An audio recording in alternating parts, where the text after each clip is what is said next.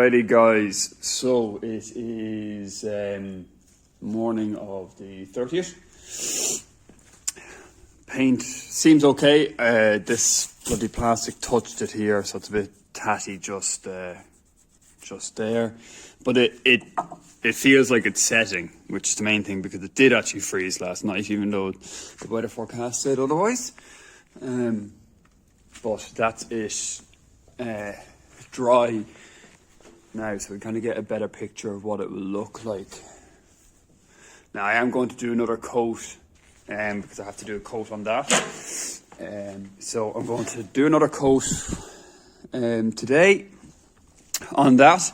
I might actually also crack out my rear axles and give them a quick scuff up and just have a quick coat of it on that as well, just to clean them up a little bit, because I'll be stripping the boots off them, so I can probably cut the boot off today. That'll only take a couple of minutes, a bit of Scotch-Brite, the red Scotch on it, and we'll get them blasted at the same time, you know what I mean? Like, I can paint them here, I can roll them on their, because they never touch the ground, I can roll them on their CV joint and get that all in one coat. It doesn't have to be that good, it just has to be, just better off to do it while we can. So that's going to happen, but I'm going to wait for the temperature to come up a little bit. So I might do that after lunch or something like that, So the morning time, we are going to work out the linkages relating to this. I had a look at my photographs. I took loads of photographs when I stripped apart the NA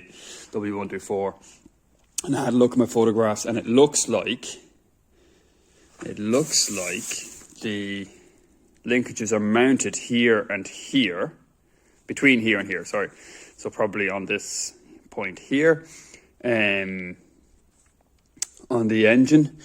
But that doesn't necessarily line up perfectly with, if you can see my finger, with that's the ball joint there, the ball that you need to be pulling on for the gearbox, or for the accelerator. So if I can show you here, if you can see that, I can get my hand in. Yeah.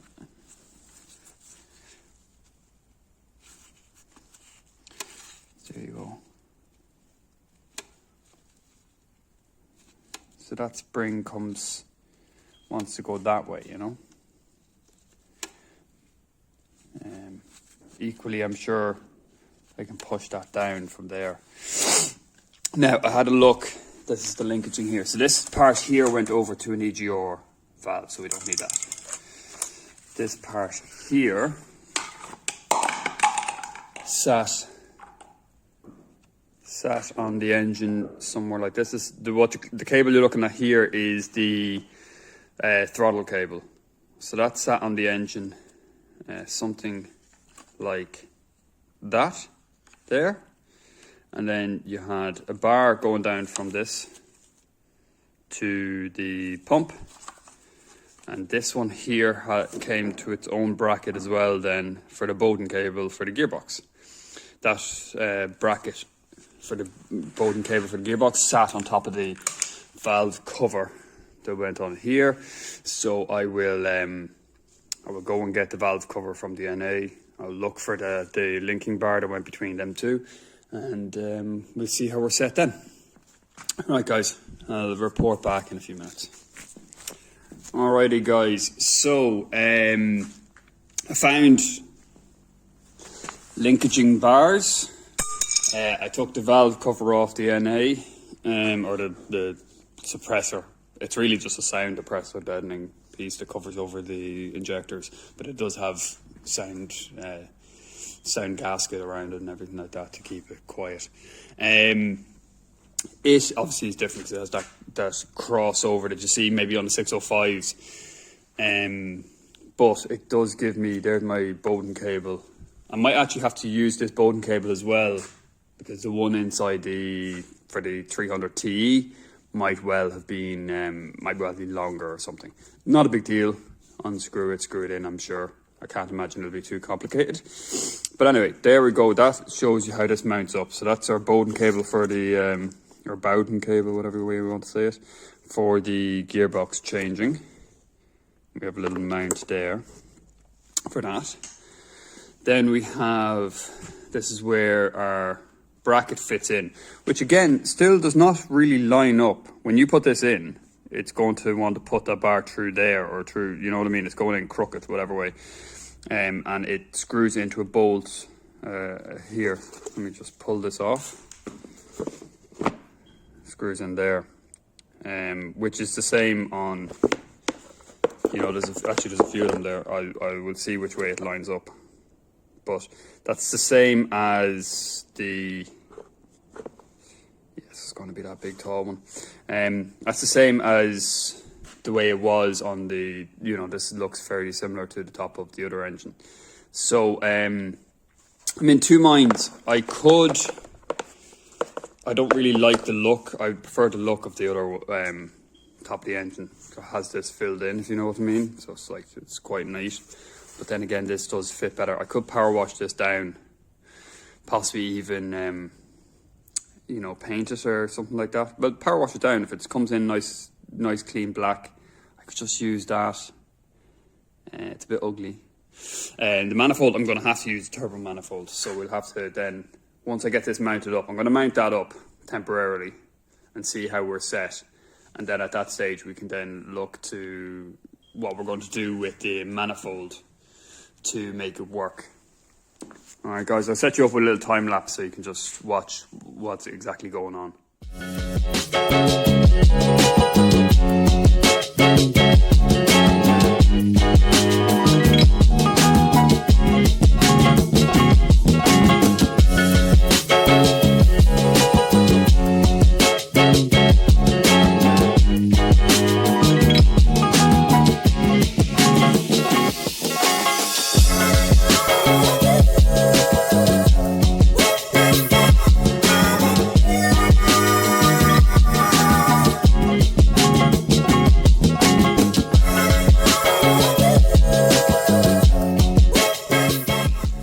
Alrighty guys, so I'm at this far too long, maybe 2 hours, and I have got nowhere.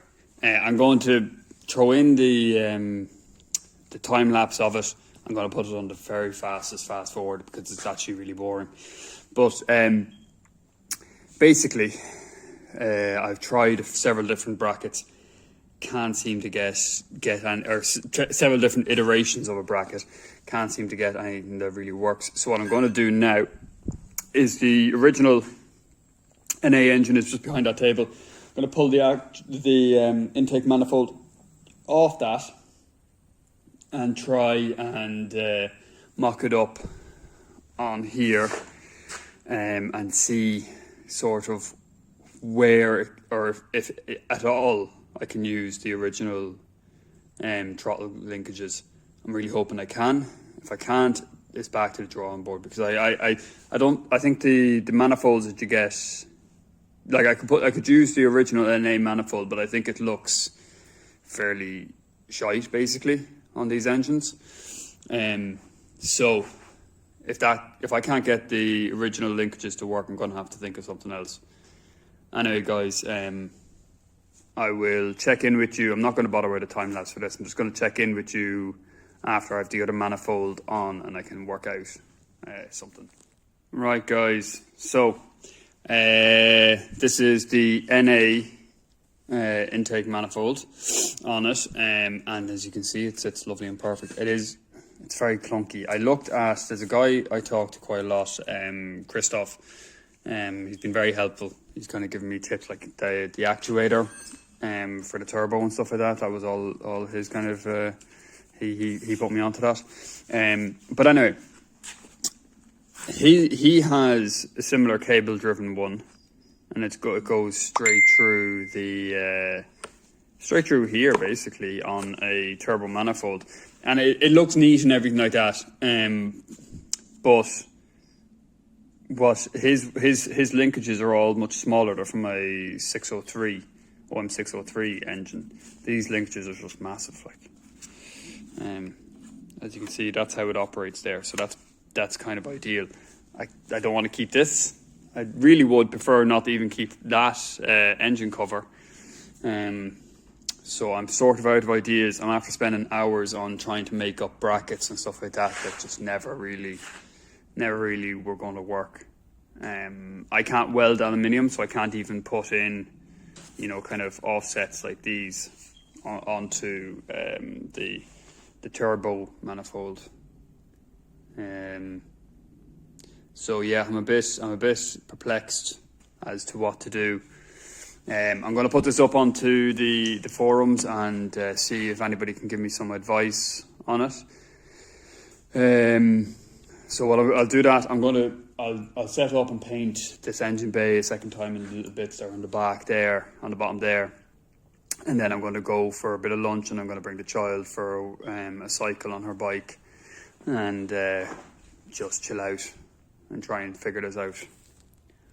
Alright guys, thanks for watching. A bit of a letdown of a day, but sure, hey ho, this is how it goes, isn't it? Appreciate you watching. Thanks, bye.